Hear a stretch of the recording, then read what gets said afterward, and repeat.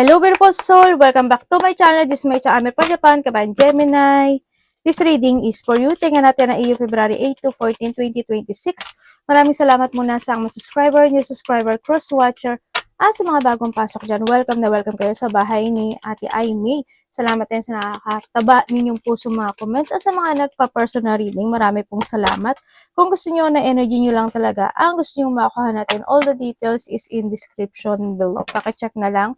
General reading tayo, kunin mo lang sa'yo at itapon ang hindi naman sa'yo. Maaring vice versa, energy mo, energy ng person mo, energy ng malapit sa puso mo.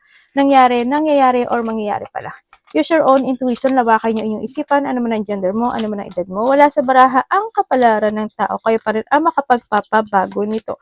Gawin yung guide yung mga warning na pwedeng lumabas, hindi yung negative warning yung para magkaroon din kayo ng awareness or idea sa mga bagay o sitwasyon na pwedeng nyo maiwasan, maging aware kayo, change of decision. Pero kung gusto mo lang talaga na positive, ang gusto mo marinig, hindi itong channel na to para sa'yo. Okay, tingnan natin muna. Gemini. May mga sitwasyon sa'yo na nakapagpapahatak sa nakaraan. But you still, nandun ka naman sa sitwasyon mo na masaya ka naman sa nakita ko dito. Sa mga tao na meron ka, family mo, mga tao na nakakausap mo. Yun nga lang, may mga bagay ka na naiisip. Yun na nakikita ko sa'yo dito, no? Medyo magulo yung isip kasi parang, hindi ko alam if you are busy or marami ka na talagang iniisip. Meron ka mga pinafantasizing, daydream na isang sitwasyon sa buhay mo na you want to work it out. Sa nakikita ko sa'yo dito, nandun yung point na but still awareness, nandun ka naman sa pagiging awareness mo, no? May nakita na akong travel, malayo man o malapit ito, maybe may mga travel situation, ako na nakita, nandito ka sa sitwasyon mo na may mga sinisiyasat ka, naghahanap ka ng katotohanan, may mga urong-sulong na sitwasyon ako sa iba sa inyo, you want to may mga retreat situation kasi, no? Kung ano man yun, andun din yung ano man dapat gawin, ganito ba, dapat pa, may mga pagsisiyasat o pag-iisip ng mga ganong sitwasyon.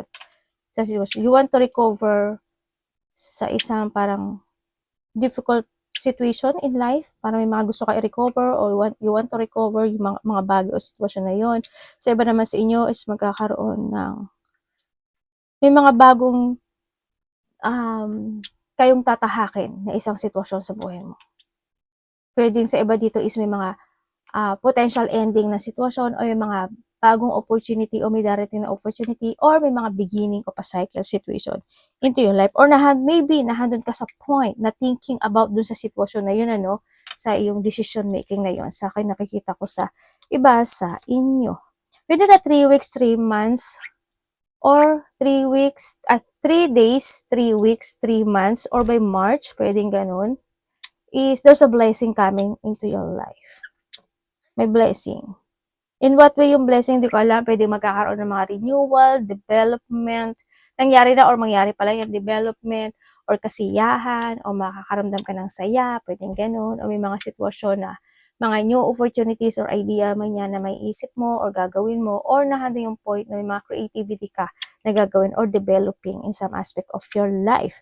May mga getting together ako na nakikita sa'yo. Yung mga union, getting together, family unity, reunion, close relationship, happiness, fun, enjoyment, o may mga celebration. Ako nakita. Parang nandun din yung point, may achievement eh. Hindi naman ganun kalaki, but there's an achievement situation. Ako na nakikita sa'yo. Surprise parties event is coming. May coming home. Pwedeng may uuwi or babalik sa'yo or babalik galing ibang bansa, probinsya, kalapit baryo, or ikaw ito. Pwedeng ganun. Sa iba ay may pupo. Anak dito. Diba? Muntik pa talaga. Magkakaroon ng mga partnership, collaboration. Ako na nakikita sa iyo. Mag-ingat ka daw sa sarili mo. May mga excitement na darating sa iyo. May tao na, may mga unexpected Magkakaroon ng mga unexpected or may mga rejection situation or mga disappointment, intense, emotional pain, conflict, malaki maliit yan, separation, depression, pagkalito, kalungkutan, mga heartache, mga ganun. Or you feeling lost lang talaga, pwedeng ganun. Kung ano man yung loss na yan, maraming ibig sabihin yan, maraming iba-iba kayo. Or lungkot lang yan. Meron kang, saan na ba tayo? 15, 18, 19, 26, and 3. Aries, Gemini, Capricorn, Cancer. You are feeling emotions dahil sa situations. Maaaring nandun yung sitwasyon na nagkakaroon ka ng reflection from the past. Pwede nandun ka sa point na yon, no? Sa nakita ko sa iyo dito. And then, nandun naman yung vitality and yung purpose mo sa buhay mo sa nakita ko dito. Kasi may mga iniisip ka raw eh. Nagkakaroon ng delay sa ibang aspeto ng buhay mo. May mga delay situation, pwede may mga pinag-iisipan ka o nagkakaroon ka ng emotional situation talaga o na hindi mga inaalam ka at sinasiyasat man yan o nire-research, mga ganun sitwasyon na gusto mo talaga na ito is ma-achieve. Kaya nagkakaroon ng delay. And then, sinasabi rin dito na may tao na very loyal sa'yo or maybe you are loyal, no? Ang sinasabi dito. Or you are loyal in a situation, but there's a boundaries ako na nakita. Pwede ikaw yung may boundaries or someone is may boundaries pagdating sa'yo. Vice versa. May taong mataas ang ego, ikaw or someone, and then may mga papers and documents din ako na nakikita sa'yo. Maaari may mga asikaso ka na papers and documents kung saan aspeto ng buhay mo yan. Siguro kailangan mo na rin ayusin. Or malapit malapit sa'yo na may mga dapat ayusin when it comes to papers and documents. And di ba, iba naman sa inyo is, merong tao ka nakakausap. Maaaring ito is malapit sa'yo or sa iba is pwede rin siya na mataas sa'yo. Mataas yung antas niya. Pwedeng magulang mo, pwedeng boss mo. Diyos, may mutik pang magbaliktad yung mesa ko. Pwedeng, basta, mataas na tao. Ganyan. Pwede mga authority, government, mga official building, kung ano man sitwasyon. O baka yung mga connected sa mga papers and documents, pwedeng gano'n. Yung iba dito is there's a leadership situation. Pwedeng you are a boss or you are a leader or hindi talaga yung lakas ng loob mo, no? May mga bagay ka na pinoprotektahan, pwede rin yung sarili mo or someone into your life na you want to protect or someone want to protect you. May mga aso, pusa kayo, ano mga animals yan. Iba sa inyo mahilig din sa kape. And then also, is may tao may secret. May pag-aaral. Hindi ko alam kung may pag-aaralan ka, may inaaral ka, may inaalam ka, mga ganang sitwasyon. And then also, there's a change of the journey coming sa'yo. Mangyayari. May mga ganang sitwasyon. May distance eh. Hindi ko alam yung distance. Pwede may tao na di-distance, ikaw ang di-distansya. Or merong tao na you want to connect yourself or siya yung gusto niya connect sa'yo. May distance. Or magkakaroon kayo ng connection na nagkaroon ng distance or may distansya. Depende. But there's a distance. No? And then also, may vehicles. Hindi ko alam kung ano yung vehicles na yun. Kung yun ba yung talent mo, yung profession mo, or may mga bagay ka na inaalam when it comes to vehicles, or maybe nandun din iba yung may travel. Malayo o malapit yan. May movement? May movement ka talaga. Ano bang movement yan, Gemini, you know? Siguro mga travel movement to. Sa iba sa inyo. Parang may alam ko, napunasan ko naman yun. Bakit parang may lumalaglag pa? Tingnan natin energy mo, Gemini. Pwedeng may tao dito na nasa distansya kayo, ganyan. Baka nakikita ko yung distance. Energy mo. Ano ba yun? Saan ba galing yung nakikita, lumalaglag sa baraha? Energy ni Gemini, universe. Yung mga ano kasi naglaro dito, hapa pala yun, dahon. Kinain nila. Your energy. Happy ka. Happy ka. Happy na malungkot. Bakit? Nangyari. Energy mo naman, happy ka naman, kasi siguro na doon sa point na nagkaroon ka ng connection sa nakaraan, kung ano mang sitwasyon yan, or basta happy and malungkot. Also, energy mo is parang there's a new beginning happen into your life. Pwedeng ma-handle yung mga union situation, kaya nakikita ko yung happy. Ang energy mo rin is may mga maiisip ka na, parang magkakaroon ka ng mga reminiscing from the past situation. Kung sino man yan at kung ano man yan. Nandun ka sa point, marirevisit mo yung nakaraan. Sa nakikita ko sa ito, may mga bagay ka daw na iisipin na mga masaya man yan o malungkot. Nandun yung energy mo rin is may mga bagay o sitwasyon din na parang hindi mo kayang ma-accept o hindi mo pa talaga totally ma-accept o kayang i-accept. You feeling abandoned, you feeling rejected sa iba sa inyo, or you feeling mo parang nahata ka ng nakaraan? Or nandun yung point na there's a hardship situation ka na pinagdadaanan, pero pilit ka nagpapakasaya this time? Yun na nakita ko sa'yo. Pwede rin na doon sa point ng iba sa inyo is may mga tao ka na namimiss. Tingnan natin ang parating sa iyo. You feeling lost sa iba. Parating.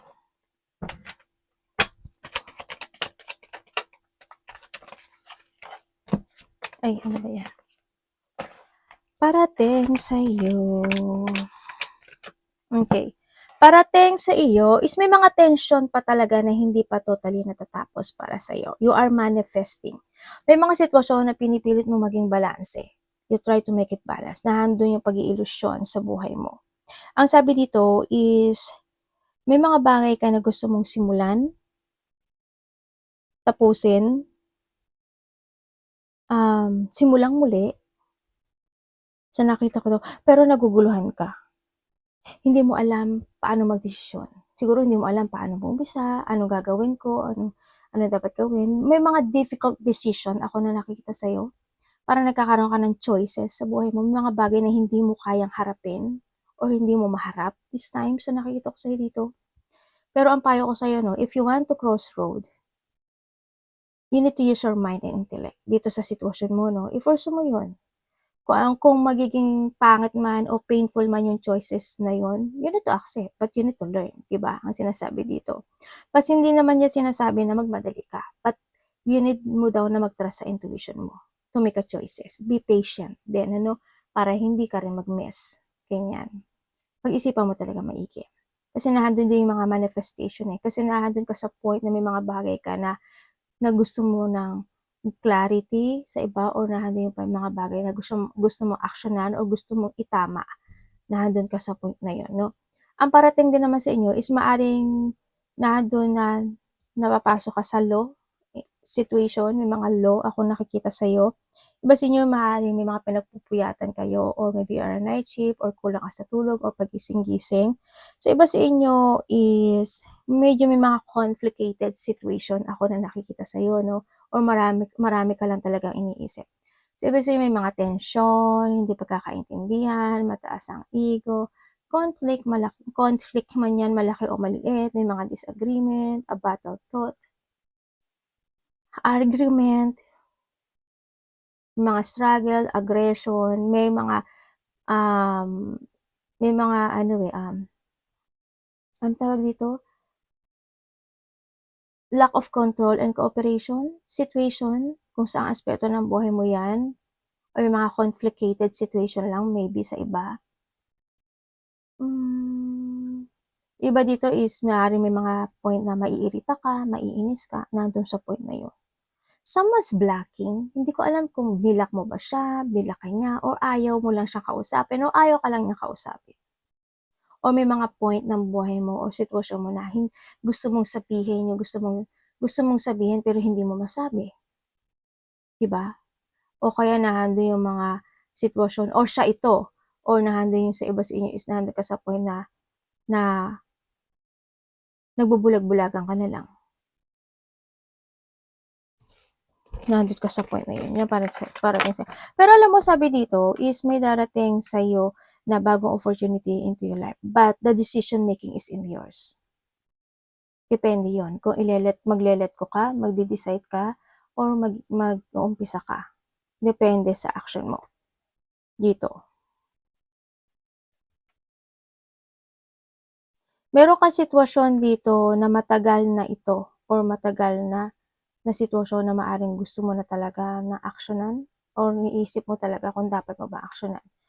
Nandito rin yung manifestation mo, no? Ibig sabihin din is yung situation na magkakaroon ka na ng may pinaplano ka to make a clarity with some aspect of your life. Para nandun ka sa point. Basta yung mga sinabi ko, pag-ingatan mo na lang, no? Baka sakali makatulong sa'yo. Dapat mong iwasan.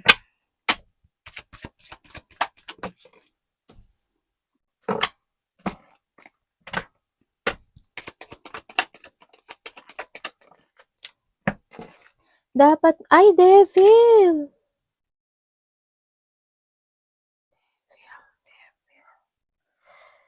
Ay, ingat ka, oh, devil. May taong gumagawa sa'yo, Gemini. Ba't mag-ingat ka na lang? Tapos ikaw pala to, no? May ginagawang kalokohan, may ginagawa kang masama, di ba? Tapos ikaw pala yung may dark thought, no? Oh my God, wag naman sana. Okay, dapat mong iwasan, mapanghinaan ng loob, no? Iwasan mo yung ulitin yung nakaraan. Iwasan mo yung mapunta ka sa isang sitwasyon na magiging toxic at hindi ka lalago doon. Iwasan mo na matrap, ma-stuck, o ma-stagnant in your situation. Iwasan mo na gumawa ng hindi makakagod sa lahat. Hindi lang sa'yo, hindi lang sa sarili mo o sa ibang tao, no? Try to make it balance any situation in life. Kung if you have a bad habit, iwasan mo na lang din sa nakikita ko sa'yo dito. Or yung mga tao na may bad habit na nagiging toxic sa'yo or hindi makakabuti sa'yo, iwasan mo na lang hanggat maaari. And then iwasan mo, syempre yung mga mawalan ka ng tiwala sa sarili mo, believe sa sarili mo, o yung mga pagkakaroon ng salungatan na sitwasyon. Pagtatalo, alitan, at yung sobra-sobrang paggastos din, o mas maraming lumabas dan sa pumasok. No? Kung may mga bagay o sitwasyon na naganap o nangyari na in the past, hindi mo kailangang malungkot, manghinayang, at mag-isolate sa sitwasyon. But you need to learn from the past. Kailangan mo is makagkaroon ka ng pagkapatawad, recover and healing, and close that situation. But it depends on you, ang sinasabi dito, no? Yun, mga dapat mong iwasan. Trust your intuition. Mag-focus ka daw sa sarili mo. At sa mga tao na mahalaga sa iyo. Iwasan mo yung mga chaos, disagreement. Yan. Love, kapatid, anak, magulang, karelasyon, kaibigan, pamilya, Gemini.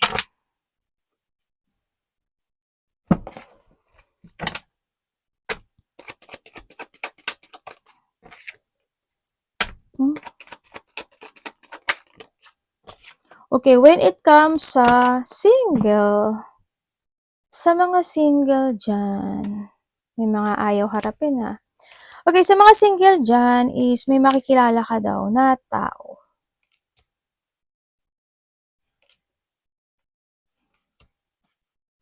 Ay, sandali. Single ate. Okay, pwedeng isa dito, kilala mo na to eh. Pwede sa mga single, kilala mo na siya, baka magkabalikan lang kayo or magkita lang kayo muli. Sa iba naman sa inyo, is may makikilala ka sa isang may celebration. Hindi ko alam in what way, friend to friend, or may mga events, parties, surprises, gathering, ganyan. Doon mo siya makikilala. Sa iba sa inyo ba internet? And then, kung kayo naman is nagkahiwalay nitong tao, nagkahiwalay, nagkaroon talaga ng mga rejection. Biglaan na, no, nandun yung point na talagang masyadong hindi naging matatag. Tumaki yung isa ng ibang maaari nagkaroon din ng third party dito sa sitwasyon sa iba sa inyo. Pero isa sa inyo patient to. Naging mahalaga sa kanya itong sitwasyon na to yung isa sa inyo. Pero may pagtahak na rin ng sitwasyon. Pero nakikita ko dito, still interested pa rin siya sa iyo. Nagkaroon, napagod ang isa, pero nagkaroon ng slow movement. Sa nakikita ko dito, hindi niya alam kung anong gagawin niya. O sabihin niya, they feel pain, na-frustrate siya. Na doon pa rin itong tao na to na naghihintay pa rin siya na magkaroon ng pagbabalik. Pero may babae na nagbibigay ng payo dito. Or maybe this mother figure, ako nakikita sa kanya na nagbibigay ng payo or advice nga doon sa relationship na ito. Kung kayo naman is in connection, Naaring nandoon yung point na nagkaroon ng mga hindi magandang sitwasyon, no? Matagal man kayo or bago man kayo nitong tao na to, laging isa sa inyo is maaaring nagkakaroon ng kasalanan na palagi nila nagsasorry o nagpaparamdam ng sorry. Pwedeng nandun sa point na nagkakaroon kasi ng dissatisfaction or pwedeng magkakaroon ng dissatisfaction. Isa sa inyo nagkakaroon ng mga self-questioning. They feeling stuck. No? Nandun yung po. Nagiging on and off yung situation o yung connection na ito sa nakikita ko dito, hindi ko alam why. Pero kung nag-away kayo o hindi kayo nagkasundo, nandun yung getting together. Pero mag-ingat ka pa rin sa nakikita ko dito kasi hindi ganun katatag yung connection na ito, no? Sana hoping or maybe there's a blockage ako nakikita dito. Kasi nandun pa rin na may hindi ko alam kung sa part niya o sa part mo. Hindi ko alam kung nagkakaroon siya ng interes o may kausap siya or may sitwasyon na makapagpapasaya sa kanya. Or pwede rin naman na may family na ito, no? Or sa iba gano'n. Sa iba hindi eh. It's more interesting situation eh. Ako nakita. Baka magkaroon pa rin kayo ng pag-aaway and frustration sa inyong dalawa dito. Magkaroon pa rin kayo ng rejection. But kung talagang gusto niyo talaga isa at isa, diba? Kapit lang. Money. Money ni Gemini.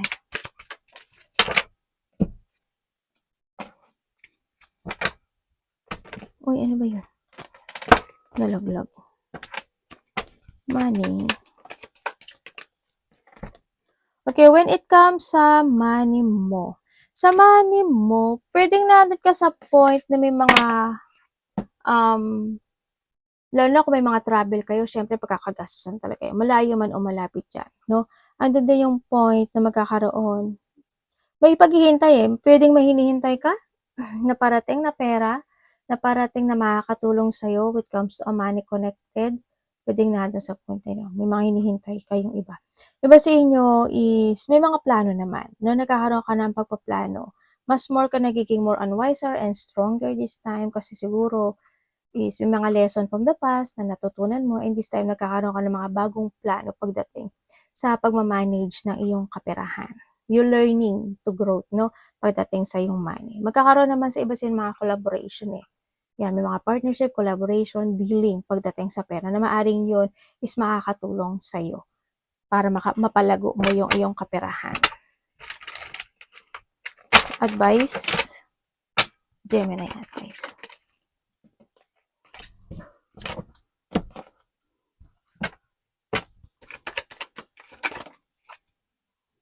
Okay, when it comes sa advice, huwag kang mag-self-doubt. Huwag kang mag-guilt o huwag mong i-hate yung sarili mo kasi hindi rin yung makakatulong sa iyo, no? Ang sinasabi dito. Ang sinasabi lang sa iyo dito is mag-trust ka pa rin sa sarili mo, matuto ka sa nakaraan, maging aware ka na. Ang sinasabi sa iyo dito, try to make it balance any situation in life. No, magkaroon ka na pag-i-evaluate sa lahat ng aspeto ng buhay mo para hindi mangyari yung nakaraan, di ba? And then, yun nga, and then, huwag kang magkakaroon ng mga for logic situation na hindi mo maisip yung kung ano yung tama sa mali.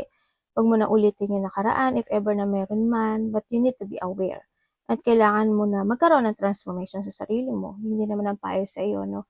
You need to let go something in your life or you need to decide to change something or kailangan mo talagang ma-awaken sa ibang aspeto ng buhay mo.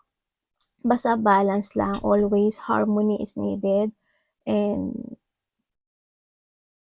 control and balancing. Kung may mga bagay o sitwasyon na kailangan mo nang harapin mo, diba? I-force mo.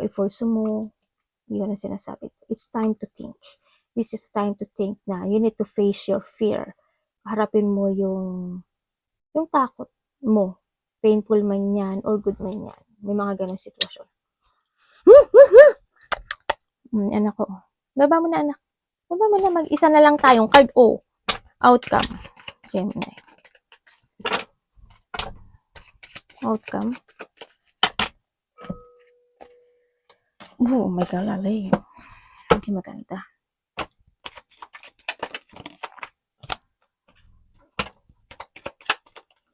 Okay, when it comes sa outcome mo. Sa outcome mo kasi, andito kasi sitwasyon mo na hindi ka nagiging totoo sa sarili mo.